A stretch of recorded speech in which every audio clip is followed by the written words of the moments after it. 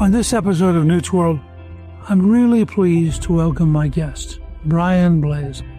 He's the president of Paragon Health Institute and former special assistant to the president for economic policy at the White House's National Economic Council from 2017 to 2019, where he coordinated the development and execution of numerous health policies and advised the president, NEC director, and senior officials.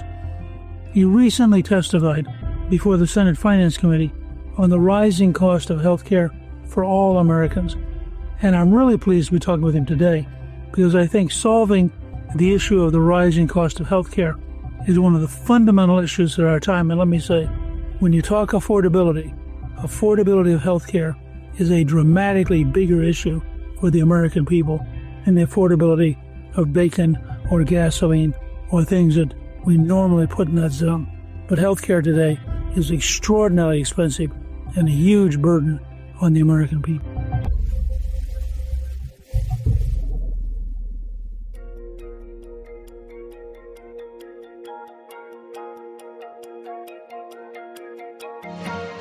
Brian, welcome, and thank you for joining me on Newt's World. Mr. Speaker, it is a privilege to be with you. Thank you for having me on.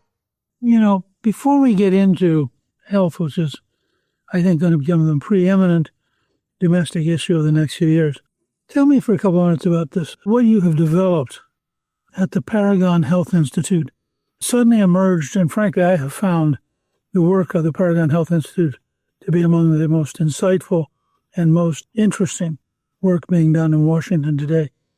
How did Paragon develop, and what has your role been in that development? Well, thanks. I appreciate you saying that.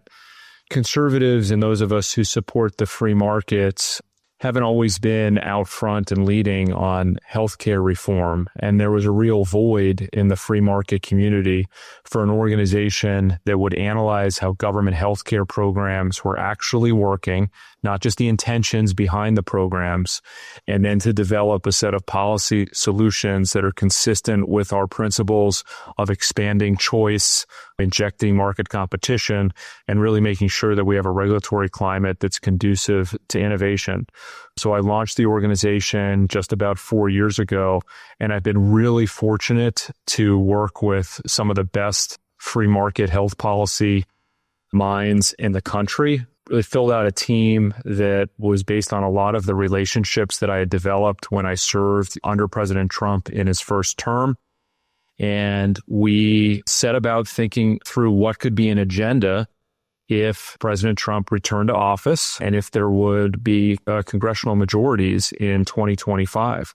So we focused on some big ideas, like how you could reform Medicare, how you could reform Medicaid, how you could reform Obamacare.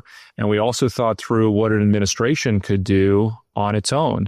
And, after the 2024 elections, we really had an opportunity to reform government health programs.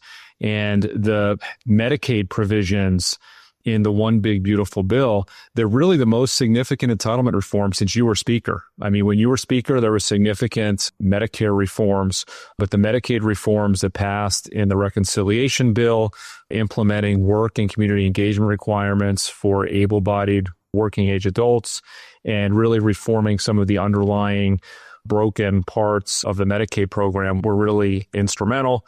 And we've been focused the last 4 or 5 months on issues with Obamacare, problems with Obamacare, and fighting to make it clear to Congress sort of the role that Obamacare had in making healthcare unaffordable and what is a better policy direction rather than just increasing more subsidies to health insurance companies. The whole process of the way in which bureaucracies and the lobbyists and the big corporations twist policies that on the surface sound perfectly good, but by the time they get implemented, they're so distorted to fit the interests of the big, powerful players that they really undermine the whole process. And I think we just saw a really weird example of this in what happened in Minneapolis, where people came together to steal about $1 billion, not a million, $1 billion in the city of Minneapolis alone. And most of that involved stealing from health programs and programs to help the poor. And these people were just looting the government. And the bureaucrats were so slow and so timid that they sat there passively while people stole about $1 billion. And my understanding is that there are a number of areas now, including the recent case in New Jersey, where one of the New Jersey Blues, I think, were required to pay back something like $120 million that they had fraudulently taken. I'm beginning to work on a theory that one of the core characteristics of big government socialism is that it inevitably involves fraud and corruption because the bureaucracies simply can't keep up with the drive and the entrepreneurship of the crooks. The crooks have a lot bigger incentive to steal than the bureaucrat has to protect. Well, what's your general sense about the depth of fraud and the depth of dishonesty buried in these programs? It's massive, and it is because of the underlying incentives. I mean, the Medicaid program, at the core of the Medicaid program, the federal government provides an open-ended reimbursement of state expenditures. So when states spend more, they get more money from the federal government. And so the people that were bankrolling the corruption and fraud in Minnesota, the Minnesota taxpayers bore some of that, but the majority of the cost was borne out by the federal taxpayer. It was people outside of the state of Minnesota. And when you have that set of incentives, when the interest groups pressure the state and say, look, you expand this program, don't view it as a welfare program. View it as an economic stimulus for the state. You're going to increase the size of it, and we'll have money pouring in from outside the country. One of the problems that we found, and really the Biden administration, a lot of this grew out of COVID. It grew out of Biden administration orientation to just maximize enrollment in these programs and abandon program integrity. But you see one of the most profound papers that Paragon wrote, it's called The Great Obamacare Enrollment Fraud. President Biden signed legislation that made coverage fully subsidized for people purchasing Obamacare in a narrow income band. What we saw is massive fraud schemes that benefited agents, brokers, and insurers by manipulating applicant information on the application to have it appear that they had that income, even though they didn't, because that led to so much more money flowing to the health insurance companies and then back to these conglomerate broker and agent. We estimate that about actually more than 25% of all Obamacare enrollment in 2025 is improper. And many of these enrollees don't have any idea that they're enrolled in the program. These schemes got their information in order to sign them up for an insurance card, and they're not aware of their enrollment. They don't use the health insurance at all. And it's just produced a windfall for big insurance, big broker, big agent conglomerates. And those are the ones that lobby for the status quo policy to continue. They've spent hundreds of millions of dollars to continue to prop up a system that is defrauding hardworking American families. It seems to me that people with the best of intention set up what looks like it'll be a very good program, and then somehow in the process of writing either the law or the regulations, it gets perverted into the money going directly to an insurance company.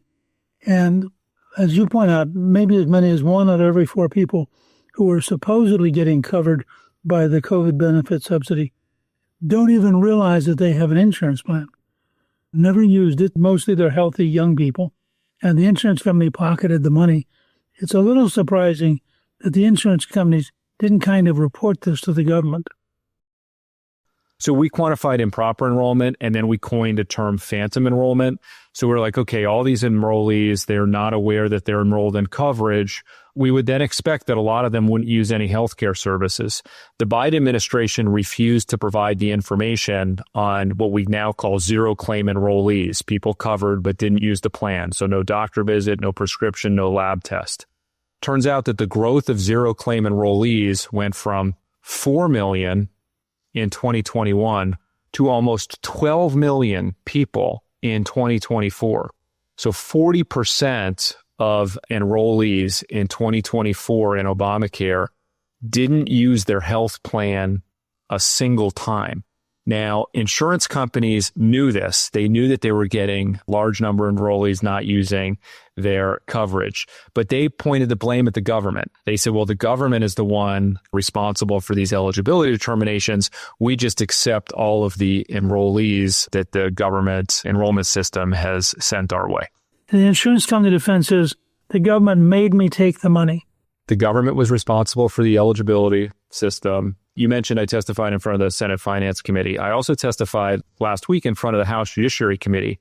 The House Judiciary Committee, the witness next to me was an official from the Government Accountability Office.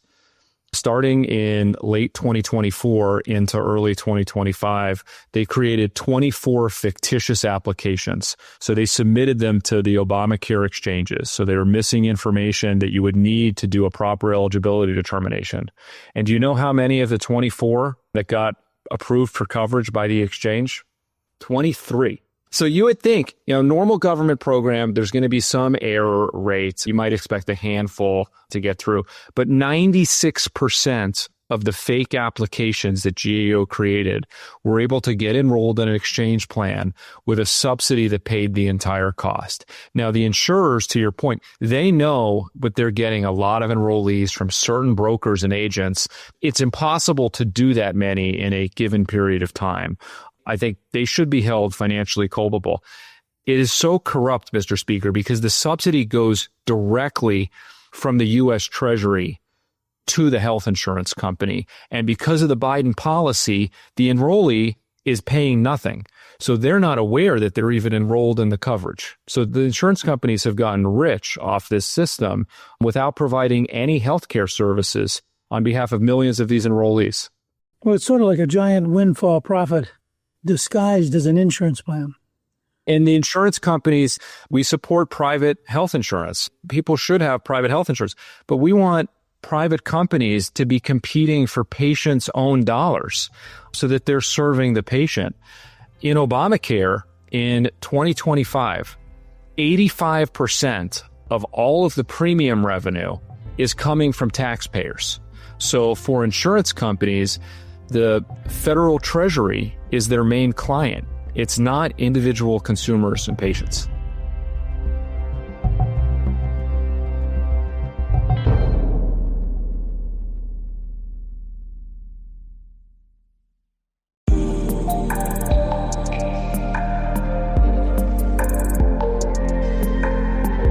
In that context, because the system is so out of whack, a friend of mine said, we actually need a new bill entitled the Breathing Insurance Recipient Bill, that if you're not breathing and we can't prove you're real, then the money doesn't go out.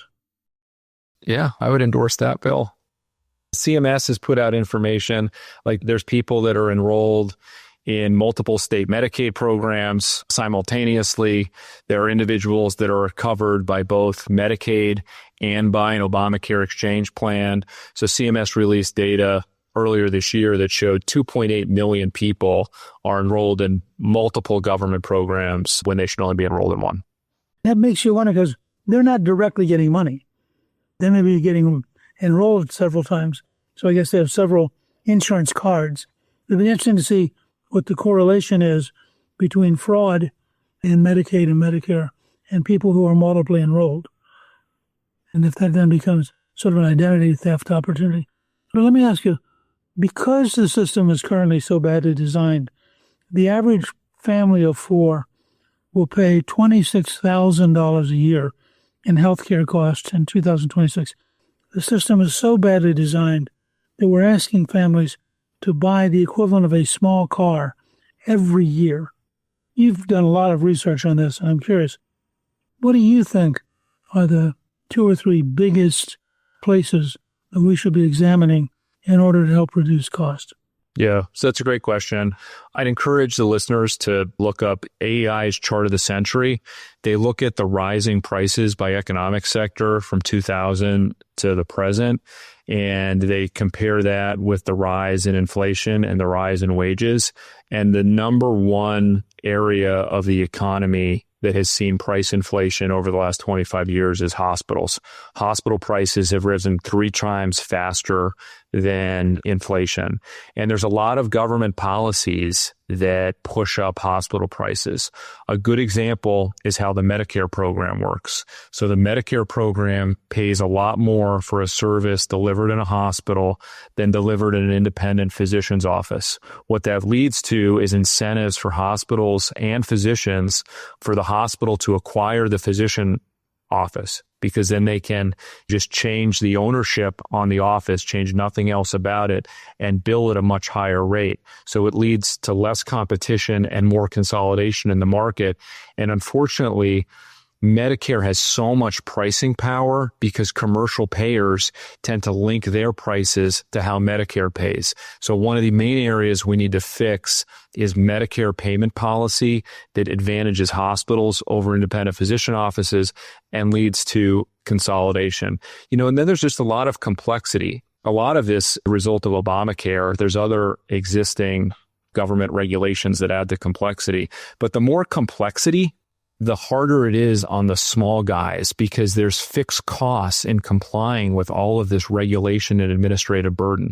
So the rise in administrative complexity that has come from just the growth of government has advantaged big hospital systems over smaller entities. And Obamacare, and we talk about Obamacare's problems in the exchange market, but one of the things we don't talk about so much of a problem with Obamacare is how it increased consolidation and what that does on the supply side of the market. And the last one I would mention is consumer control.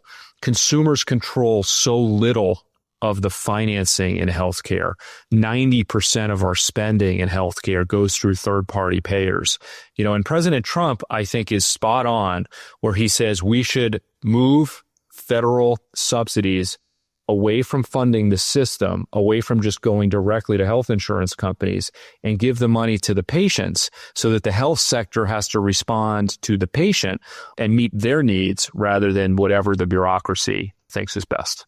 Which gets back to my constant calling for transparency, because even if you have the money in your pocket, unless you have information about price and quality, you have no way of knowing what you're buying.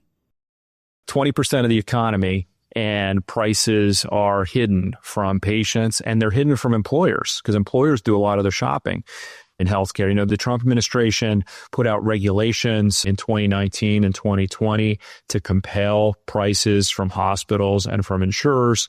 And that is a work in progress. The Biden administration didn't prioritize it.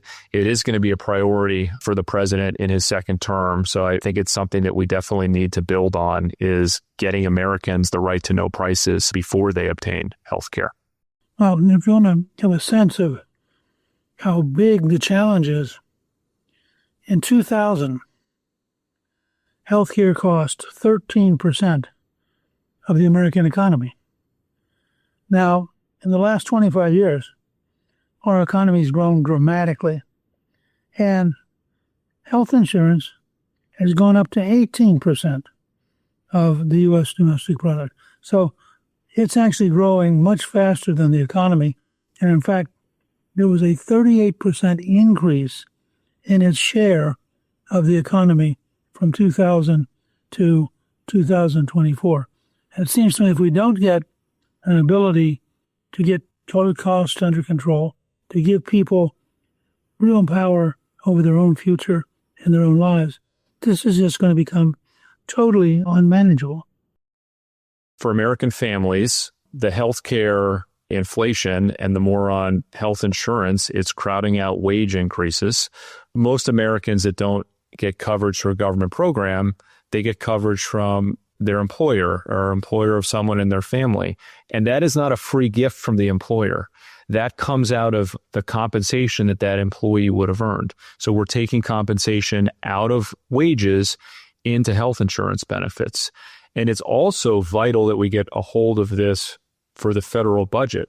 There's two areas of the federal budget that are growing as a percentage of the economy: healthcare entitlement spending and interest payments on the debt. And interest payments on the debt are a function of healthcare entitlement spending. And these programs grew exponentially under the Biden administration. Obamacare and Medicaid were out of control with the focus on the Biden administration of enrollment at any cost and really tons of corporate welfare coming into the program. So the Trump administration and the One Big Beautiful Bill, like I mentioned before, was really important in reforming aspects of the Medicaid program. It is crucial over the next several years that we restore some sanity to these federal healthcare programs. It seems to me, looking back, that the Obamacare system, the Affordable Care Act, which we all now understand was not affordable, it's actually the Unaffordable Care Act. But what it's done is it's actually reduced the amount of competition. There was testimony that many of the county-level exchange markets have only two insurers who have 70% enrollment. 97% of inpatient hospitals lack meaningful competition. So you now are building hospitals that don't have any competition, and they're increasing their prices 15 to 30% instead of having competition drive costs down. I mean, you look at Walmart or Target or Costco or any of the great systems that deal with customers on a competitive basis, and the pressure on them to be honest, to be efficient, to be effective is just astonishing. And none of that seems to apply to how we manage the largest single sector of our economy, which is healthcare. Normal economics apply to the healthcare sector too, and where we've lost competition. And that's one of the clearest things from the literature. When markets get consolidated, when you have hospital systems merging together, when you have hospital systems taking over doctors' practices, that leads to upward pressure on prices. And it actually also worsens quality because you need to have competition for healthcare quality as well. Really, what we need to do at a basic level is go through all federal programs and any policies that incentivize consolidation and reduce competition, we need to reverse. There's also a lot of state level policies that restrict competition. Say one other benefit of the One Big Beautiful Bill, it created a rural health transformation fund. And that fund provides extra funding for states if they take actions that open up competition within their markets. When you look at our various antitrust efforts, whether it's media or it's manufacturing or other things, is there anything comparable that looks at these huge hospital systems or these huge insurance companies and measures whether or not their activities will end up being anti-competition and inevitably leading towards monopolistic behavior? It's a good question. So the Federal Trade Commission and the Antitrust Division at the Department of Justice, they do, I think, some high quality work looking at mergers and acquisitions. There's been mergers between big insurance companies that have been blocked before. The problem is just the quantity of the mergers and acquisitions and the capacity of the antitrust agencies to really look at them. So it is just so limited in the scope of what they can look at. So I think it's an important tool to have, but it's also limited in just the capacity of the federal agencies versus the magnitude of the mergers and acquisitions that have been proposed.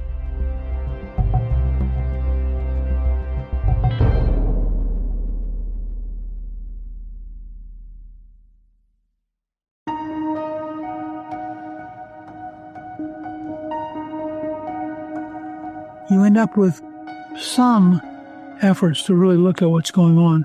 And consistently, those efforts produce astonishing numbers of either people who are already dead, but they're still getting money, or people who are getting money from 2 or 3 different places. I mean, are you surprised at the degree to which the bureaucracy has broken down in terms of being able to monitor and ensure honest activities? It's a really good question because a lot of the things you hear from the Democrats are, well, don't throw the baby out with the bathwater, just have better enforcement. And the problem with that line of thinking is when you have incentives that make cheating and fraud so profitable, it's very hard. The government, its enforcement capabilities are limited.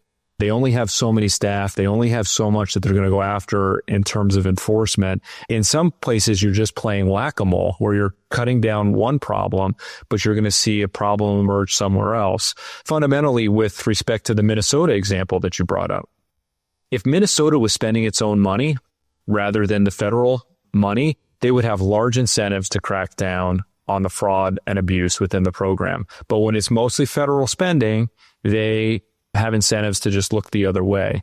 Same thing with what's happening on Obamacare. There's so much money for the health insurers, for the brokers, for enrollees to cheat. When they all have large incentives to cheat and lie, you're going to get that. Now, DOJ has come in and there's been a couple of major suits to get after some of these brokers.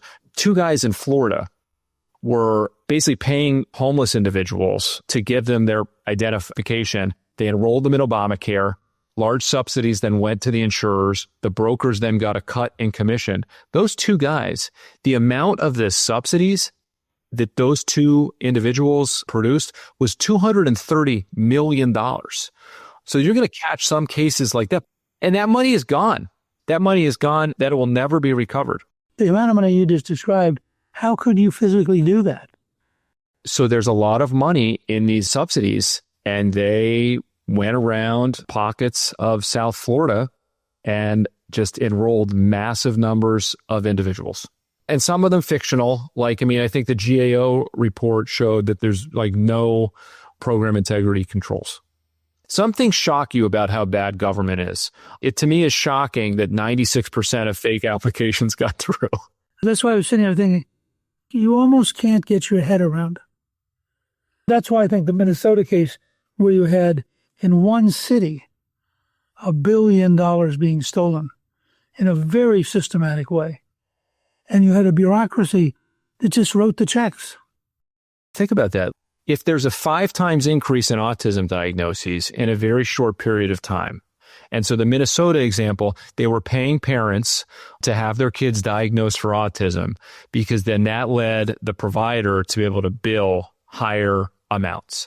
The bureaucracy, if they are sophisticated and they say they're so good now, they should be able to analyze all this data. If you're having a 5 times increase in autism diagnoses and then a massive spending on all of these specific services for kids that have autism, that should have been caught. It should have been caught within, a few months of that happening. Another example with Medicare a couple years ago, they paid for all these catheters. Huge surge, 1,000% increase in Medicare spending on catheters. They never went to patients. They should have caught all of this stuff early on. It's just wild. Look, this is a huge area, largest single sector of the economy. You will never balance the federal budget until you get this under control. And it's just wrong. It also gives the American people a more inadequate and a weaker health system and healthcare system. And the work you're doing at the Paragon Institute, I think, is a significant step towards opening up the facts and allowing the Congress and the President to really talk about big, serious reforms. And Brian, I want to thank you for joining me. I want to encourage our listeners to keep following the work you're doing by visiting your website at paragoninstitute.org. And of course, I want to wish you a very, very Merry Christmas. Merry Christmas, Mr. Speaker. It really is a privilege to be with you. Thank you to my guest, Brian Blase. Newt is produced by Gingrich 360 and iHeartMedia. Our executive producer is Garnsey Sloan. Our researcher is Rachel Peterson. The artwork for the show was created by Steve Penley. Special thanks to the team at Gingrich 360. If you've been enjoying Newt World, I hope you'll go to Apple Podcast and both rate us with 5 stars and give us a review so others can learn what it's all about. Join me on Substack at gingrich360.net. I'm Newt Gingrich. This is Newt's World.